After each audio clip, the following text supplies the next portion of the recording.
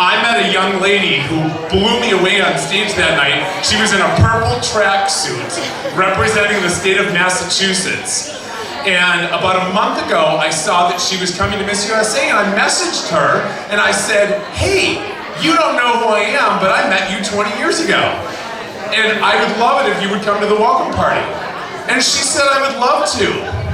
And she's here. And this is her 20-year anniversary from Massachusetts. Shawnae Jebbia, Miss USA 1998.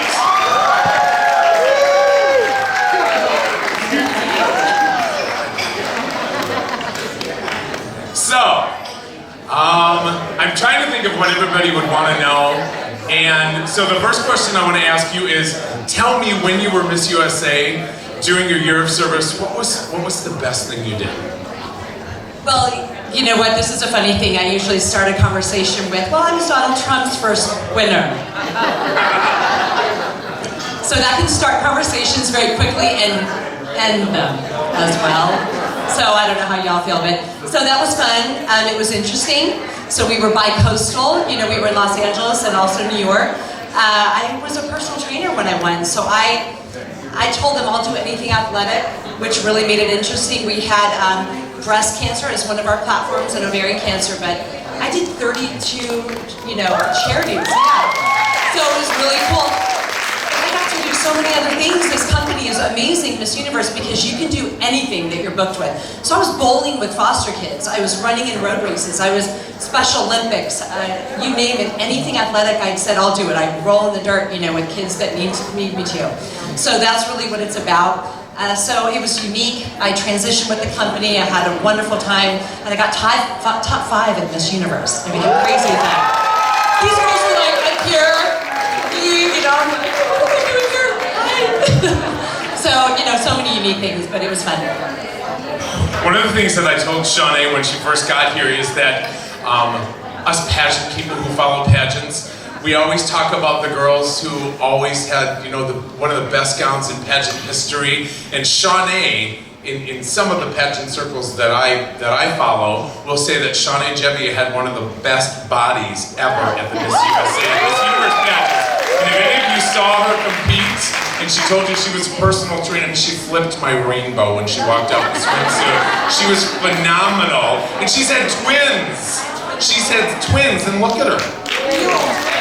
So the other thing that everybody would want to know is what your life has looked like since you gave up your title.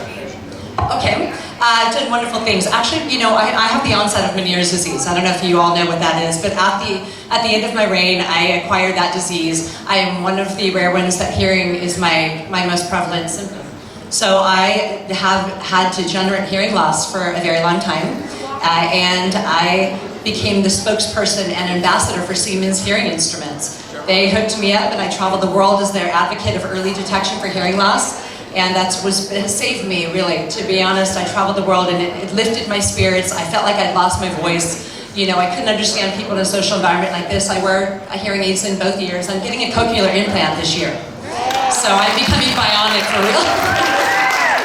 But, you know, so life changes. This thing is, you know, I have felt a lot of confidence, and then my life kind of went downhill. I even struggled with infertility issues, but then again, had my children. So you just fight through to the next hurdle that you have, and that's what I did. So right now I'm actually another spokesperson for a company called Someone Like You, where I actually connect people with health conditions to someone else just like them, so they don't feel alone, and it privately does it, and it's just wonderful. So I'm reaching out, I'm hosting a vocational rehabilitation camp this summer, 14-year-olds to 21-year-olds that are on disability, to try to help them get work.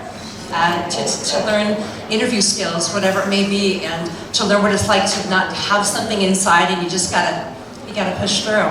And so, you know, I was able to experience so many ups and downs in life, which has made me who I am.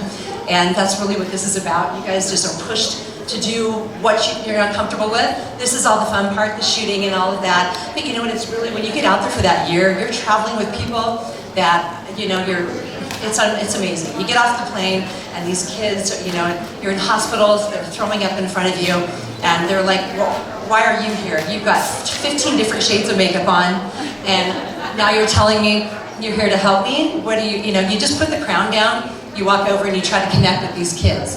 And that's really what it is. And I know it's glamorous, but that's what you take at the end of it, is how can you be tangible and reach out to people and really identify with who's out there, and that's what I'm doing now. So all the glamour is kind of here, and now I'm still picking up poop and barf. And my mouth, I want a diuretic for my Meniere's disease because I have to do that to hear better. But I'm just glad to be here and watch the thing tomorrow, and here's to 2018 and 1998, and cheers to that.